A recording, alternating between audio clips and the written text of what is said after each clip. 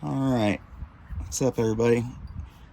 I've got this piece of Pedernales shirt I got off Devin Contu. You guys can find Devin on Facebook.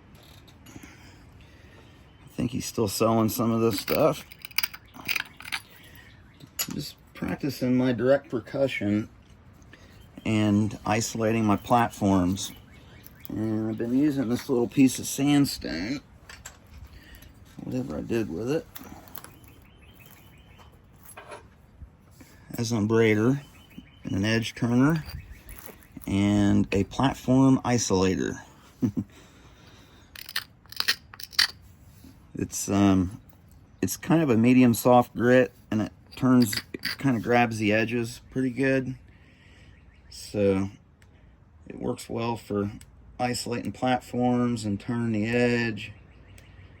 If your abrader stone is too hard, it'll get slick on the edge, and it'll either kind of want to take a whole bunch or nothing at all.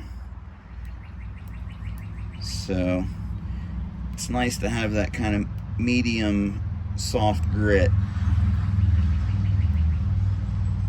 My hands are a wreck, y'all. Just overlook them.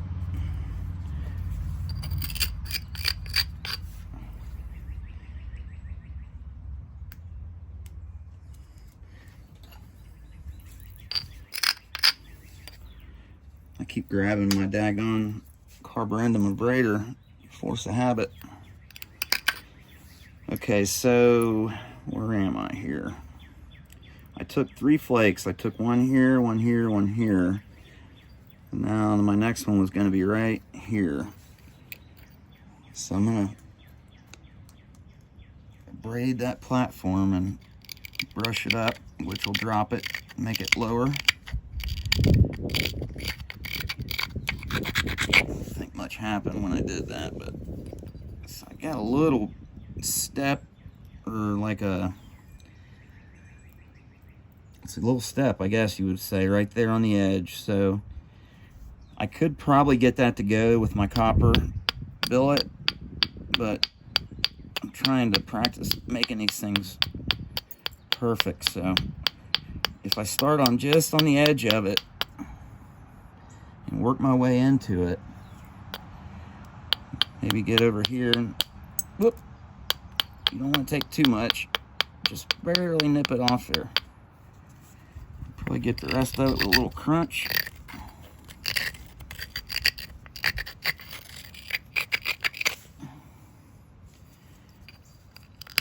There it went. Okay, so now that platform is nice and clean. It's lowered. Isolate it just a little bit more. Take my solid copper, or my lead-filled copper bopper. Supporting it well from end to end, pulling it in a straight line, concentrating on not putting any bending forces on it.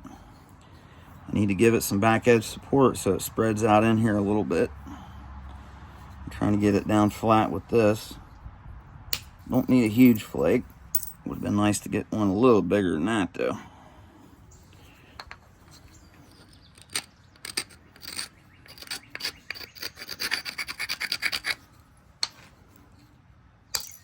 Nope. Thought I might be able to sneak another one in there, but that ain't happening. Okay, so when I look at the contours here on the edge, I can see that they're not great right here anyways. It's kind of a concavity there, sloping up. I want it convex. I want convexity. Here is not too bad because I got a little ridge, so I'll isolate that little area right here, try to run into here.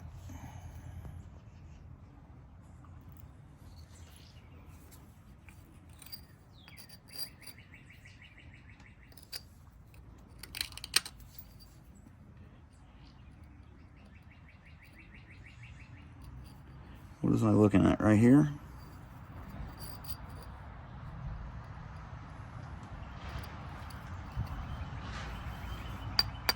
I lost my spot on my edge here.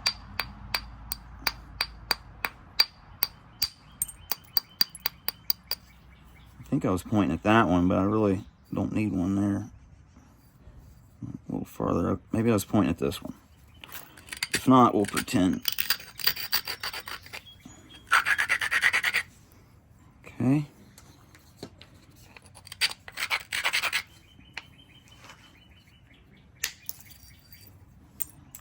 That flake, it had thickness over here, but the way the contours were, it thinned out. It got real paper thin right there, and it broke off.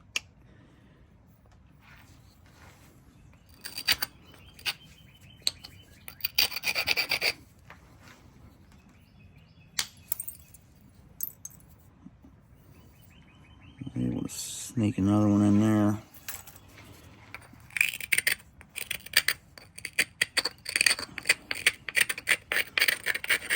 I'm just going to turn that edge.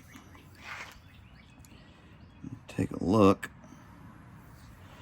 I can definitely get one right here. That might help me if I take this one first.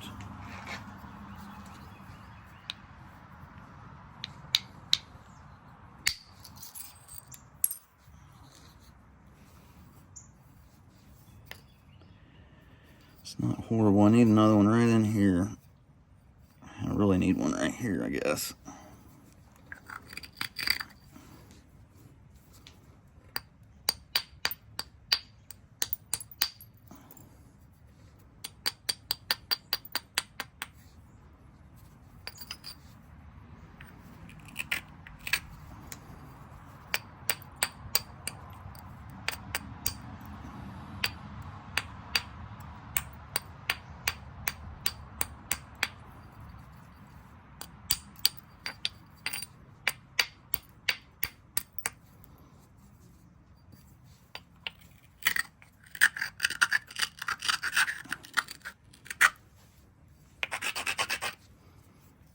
It's really isolated there.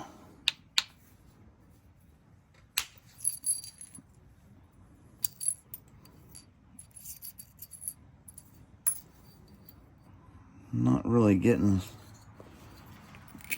big of flakes as I would like. I think it's because I'm over isolating these platforms. Trying to use the stone for a braider just to kind of get used to it.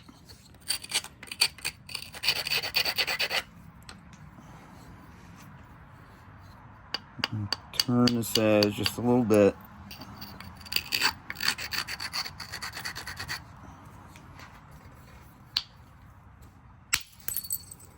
Okay, that worked good because my swing speed was slow enough where it grabbed that edge and pulled that flake off there.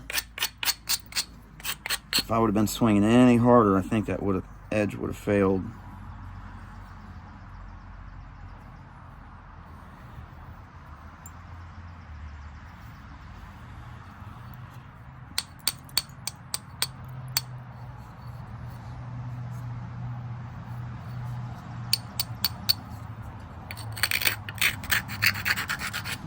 Shear that down.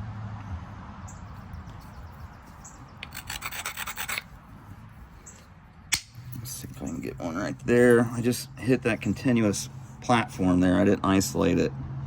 It actually worked a little better for me. So maybe I should be making my platforms a little bit broader, not so small.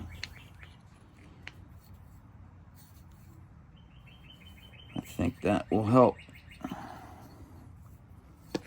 It's important to be able to diagnose your problems when you're, at least try, when you're napping. So you get one to run right in here. That's, again, a nice broad platform. It's not ideal because it's got a little bit of a bump on it. Bumps are bad, okay?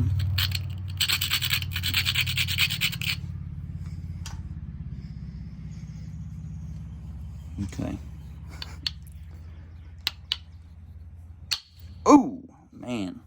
So I overstruck the edge. I hit too far in. But because I was supporting it well, nothing bad happened.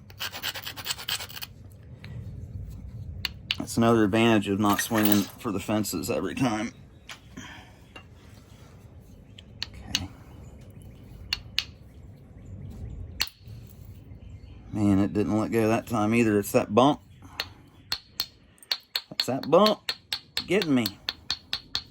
Should have fixed it. Now I probably got damage in that edge.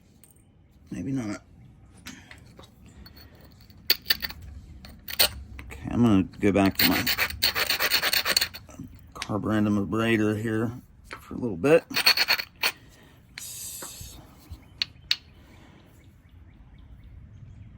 Okay, I want it to get right through there.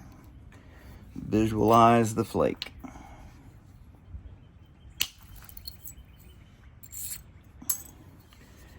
Not quite as wide as I would like, but it'll work.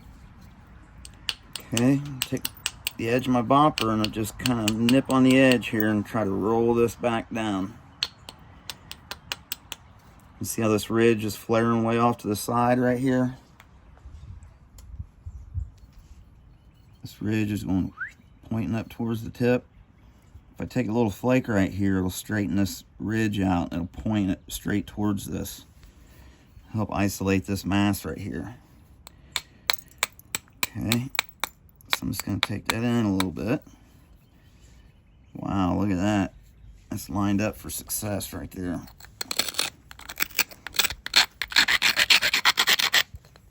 Give her a nice grind. A little poparoo. The flake cracked in half. Reached in there and just barely got to the center, just past the center point. Cleaned a little bit of that. And didn't really step too bad either. Oops. Sorry. Okay, so this ridge is coming out and it's wying at the end here. It's got splits, right?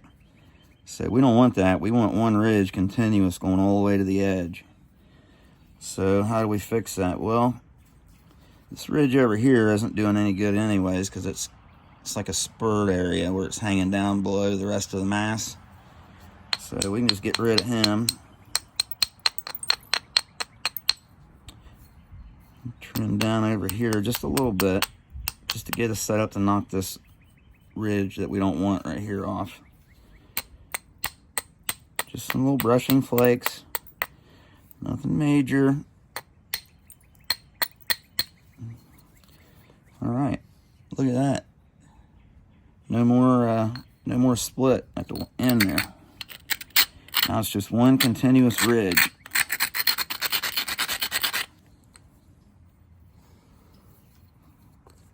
And if you want to isolate it more, when you flip it over, if the edge looks thin enough, you can come up in front of your platform here, give it a little shear down, a little one behind it, and that'll see it makes it more pronounced on the edge.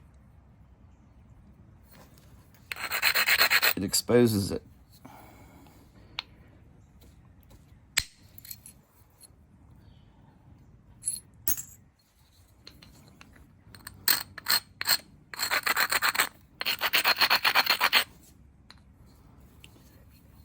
Okay, getting pretty nice convexity and stuff over here. I could get a couple more. Could probably get one right here right now. Looks like that's what needs to happen.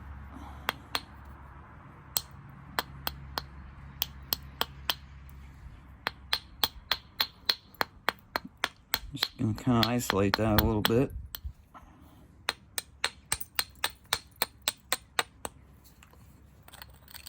Give it a little crunch down, a little lateral grind. Turn it over, it's lowered, it looks stiff enough for the copper. Try to run a short one in there. I'd like to leave some of this color. I think it goes all the way through the piece, so I'm not overly concerned. I That was a nice flake there. It actually lipped. It was a lip flake, so it took some of my edge right there, but I'm okay with it. It did good.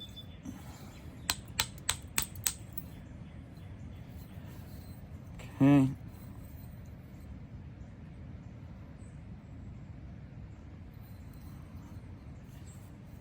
See if I can get one more.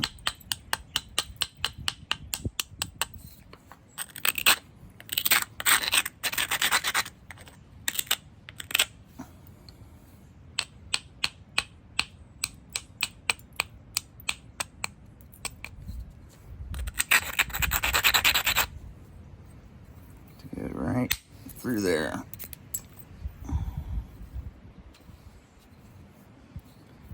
Okay, this, where I took this last flake right here, it left a big ridge. So I'm just gonna move this over a little bit to straighten it out.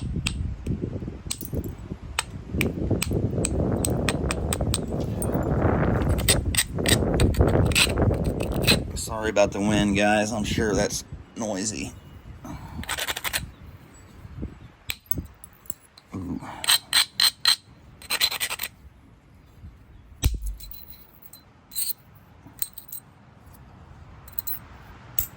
This wind's gusting big time.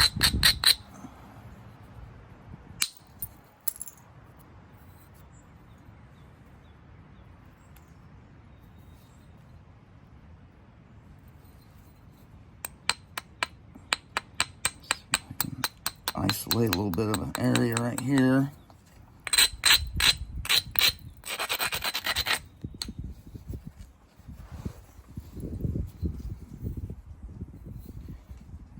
Take a short one there. Move this over just a little bit.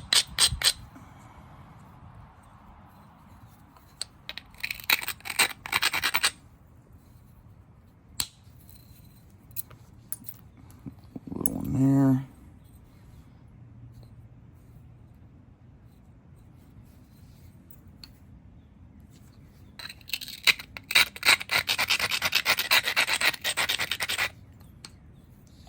Just got a continuous edge there. I'm gonna hit it.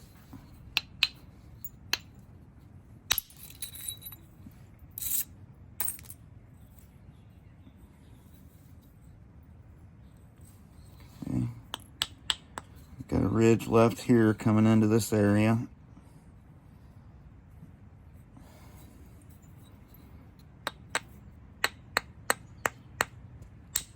Trim that back a little bit.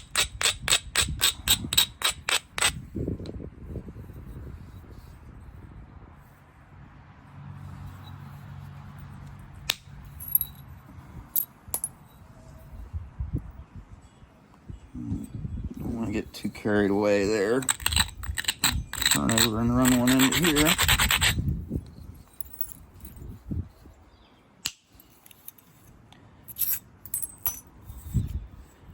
All right.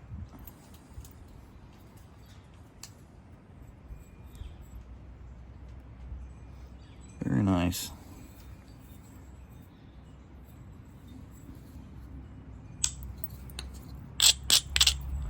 So at this point, I'll get a few more thinning flakes.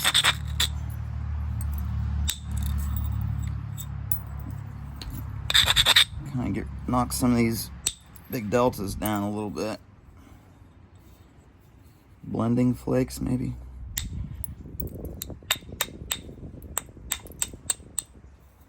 Blending the contours in.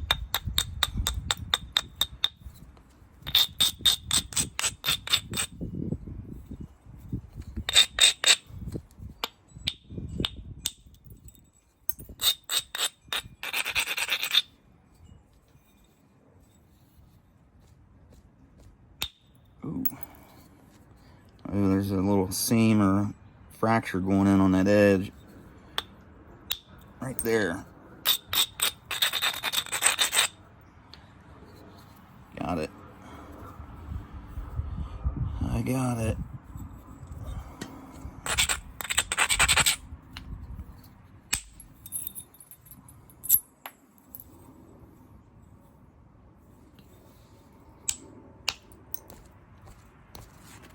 I think sometimes your subconscious kicks in when an edge isn't right. It doesn't allow you to hit the edge.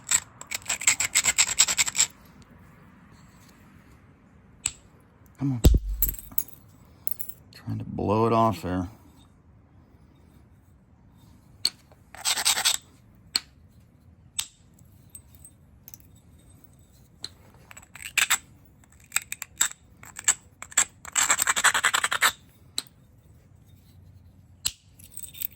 There we go.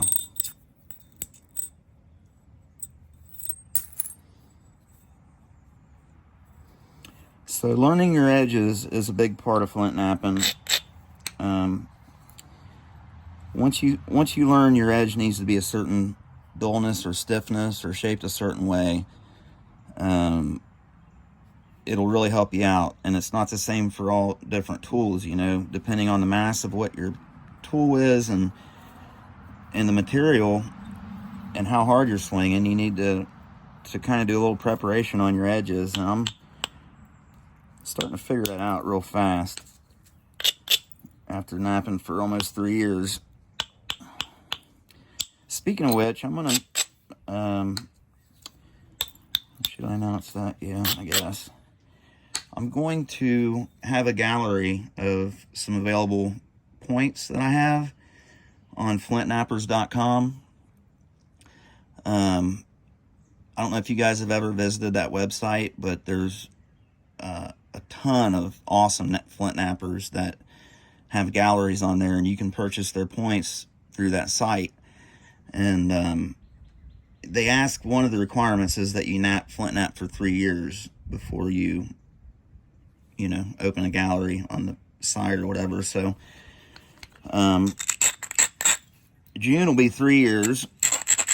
So they might let me slide for a couple months, maybe, I hope.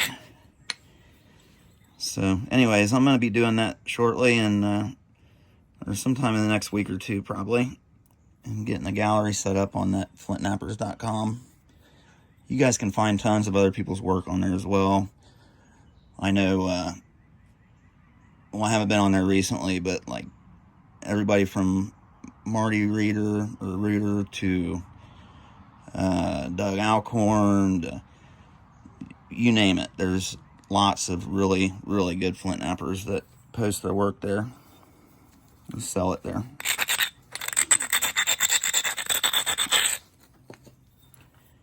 So anyways, I guess that's it for this one, guys. I'll keep it under 30 minutes so it'll upload.